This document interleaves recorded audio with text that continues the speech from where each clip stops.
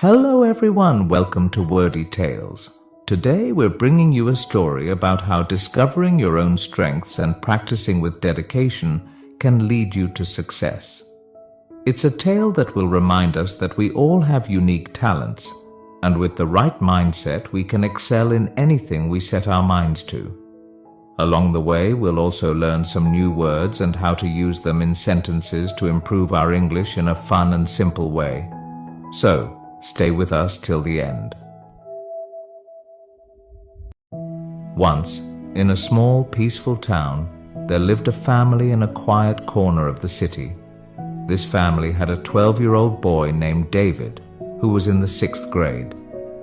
David was an energetic kid who loved playing outdoors, and his favorite activity was playing soccer.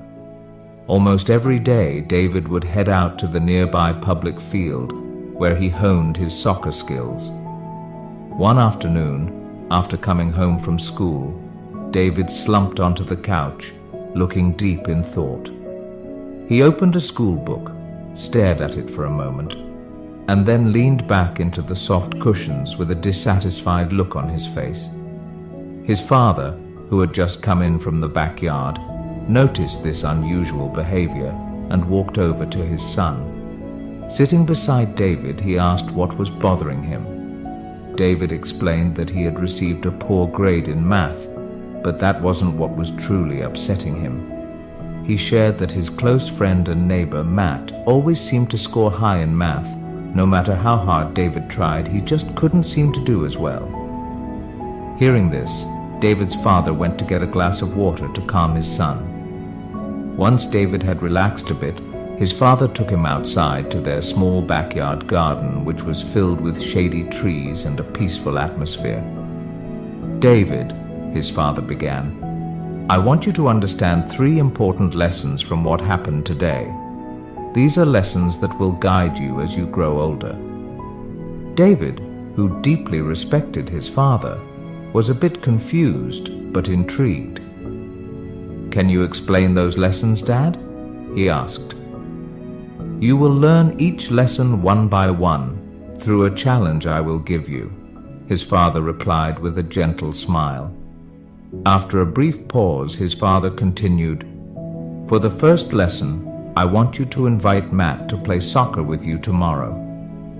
David nodded, eager to find out what lesson his father had in mind.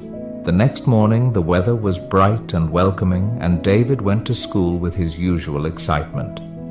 That afternoon, after school, he invited Matt to join him for a soccer game at the nearby field. As usual, David, who played soccer almost every day, dominated the match. He scored 3 goals, leading his team to a big victory. Meanwhile, Matt, who wasn't very familiar with soccer, struggled. He often lost the ball and made several mistakes. Despite this, everyone who played that day had a great time. Afterward, David cleaned up and hurried to meet his father in the backyard. "Dad, I played soccer with Matt today. What's the first lesson you want to teach me?" His father smiled knowingly and said, "Tell me how the game went."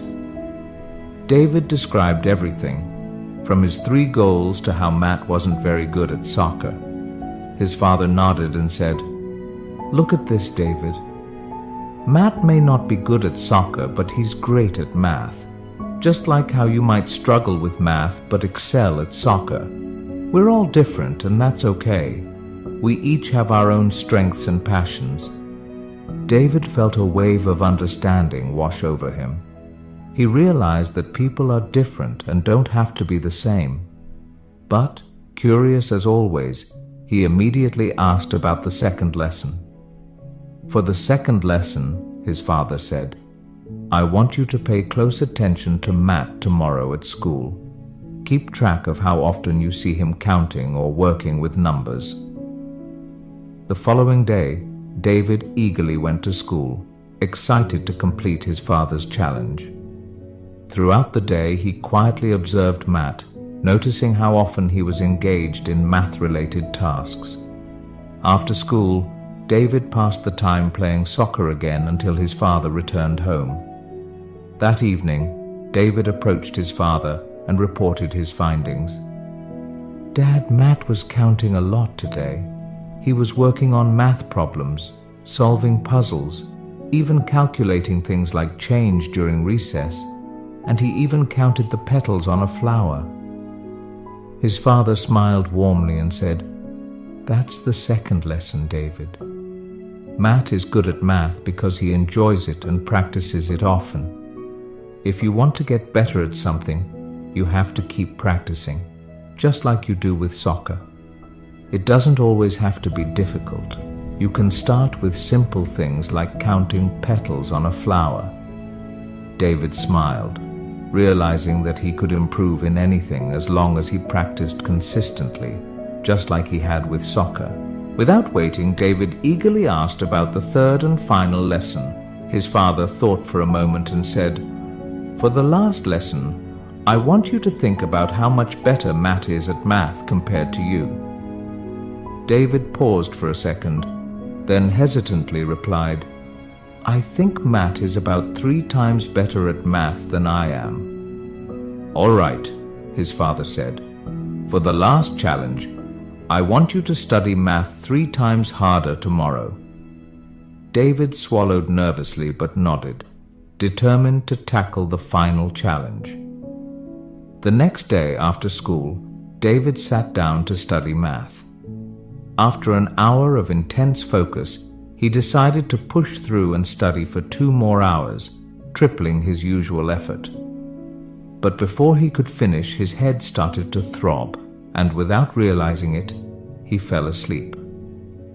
Later, he was gently woken up by his father's soft tap. "Wake up for dinner and meet me in the garden afterward," his father said.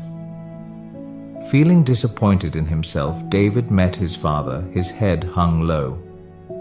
"I'm sorry, Dad," David said. "I couldn't complete the challenge.